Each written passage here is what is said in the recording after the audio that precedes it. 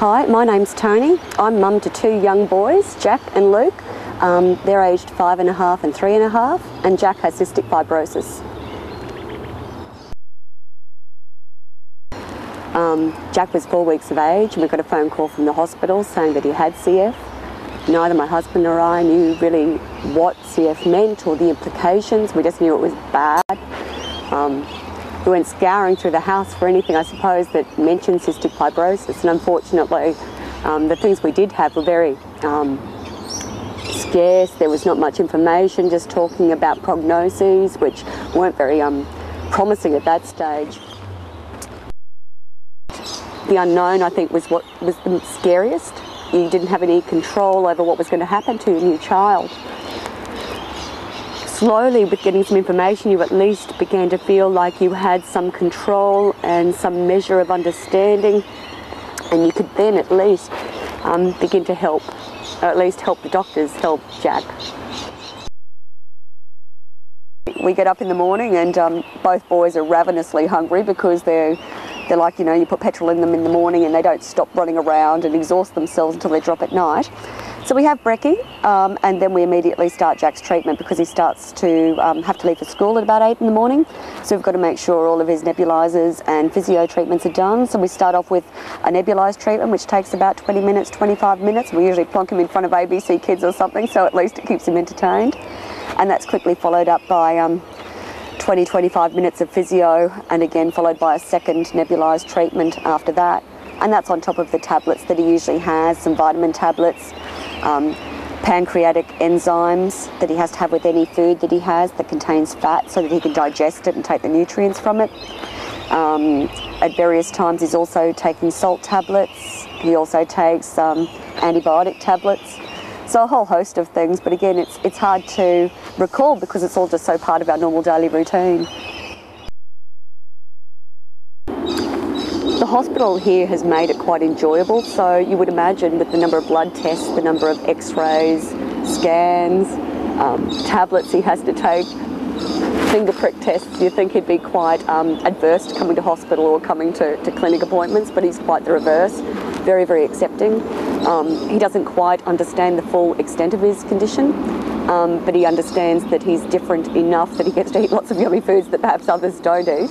He also understands, I suppose, that he knows that he's got to go through some of these things to keep him healthier, and he knows he's a bit more susceptible to illnesses, and so he's becoming more conscious of things that he needs to do to keep himself protected. But he is just great, you know.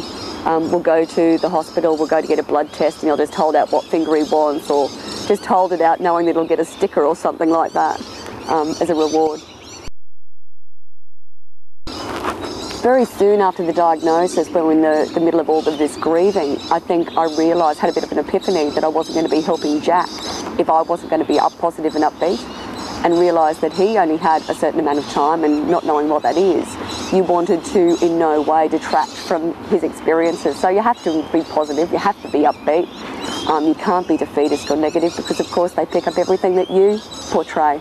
So happy, positive, and any down moments I do have, and of course you have your down moments. The longer it goes on, the less frequent they are, and the less long-standing they are. Of course, that falls into a heap the minute he gets sick, but again, you just have to dust yourself off, pull yourself up and keep going, and you keep it all hidden from him. When we first started the first admission, I was in a bit of a daze, so I couldn't really understand what everybody was doing for me. And I realised with hindsight, probably at the end of the first day, how much effort the staff were putting into both comforting my husband and I, but at the same time giving us bite-sized pieces of information so that we could struggle with the grieving process, but also learn so that we could help Jack. I can't speak highly enough of them. If it weren't for the nursing staff, each and every time we've been here, they've entertained Jack, they've given me respite, they make it fun for Jack, they're professional, they're caring, they remember him.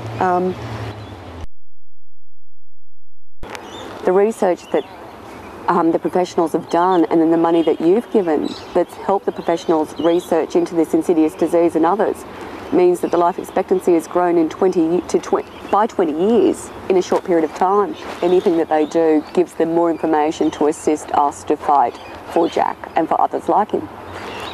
Again, we put ourselves into any possible research project we can, because even though it might not mean much for Jack, it could, but it means hope for others. So if it doesn't do anything for him, there might be other family members that we have, because of course it's a genetic condition.